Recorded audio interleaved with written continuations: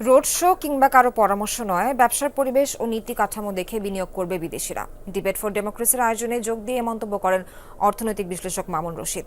বলেন, ব্যবসায়ীদের পরিবর্তে বিগত সরকারের মদতপুষ্টরা করেছেন বিদেশ সফর।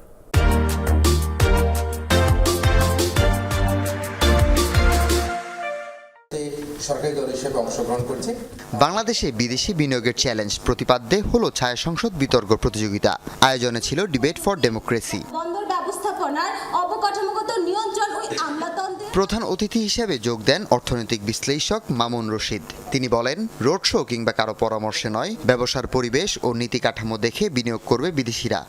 বিদেশি কোনো বিনিয়োগকারীরা রোড শো দেখে কিংবা রোড শোতে অংশগ্রহণ করে কিংবা দূতাবাস কর্তৃক আমন্ত্রিত হয়ে ডিনারে লাঞ্চে বিনিয়োগের সিদ্ধান্ত নেয় না। রোড শোতে যারা আসে তারা বেশিরভাগ হচ্ছে ওই যেই দল সরকারে থাকে তাদের আশ্রয় পুষ্ট কিংবা তাদের আশীর্বাদ পুষ্ট লোকেরা, যারা সত্যিকার হতে ব্যবসায়ী কিংবা উদ্যোক্তা নয়।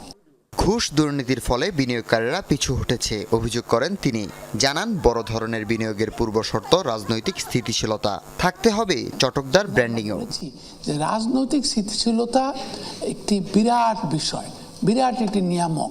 একটি সরকার, নির্বাচিত সরকার, ইনক্লুসিভ, প্রতিনিধিত্বশীল এবং জনগণের সরকার, এটা মানে শক্তিশালী সরকার একটা শক্তির বহিঃপ্রকাশ ঘটায়।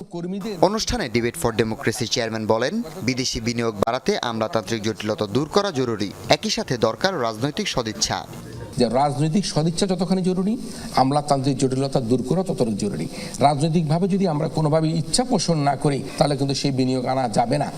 প্রতিযোগিতায় প্রস্তাবের পক্ষে ঢাকা ইন্টারন্যাশনাল ইউনিভার্সিটি এবং বিপক্ষে ছিল ড্যাফোডিল ইন্টারন্যাশনাল ইউনিভার্সিটি।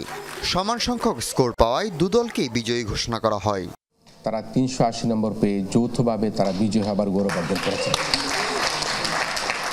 হাসিবুল করিম বিজয়, যমুনা নিউজ, ঢাকা।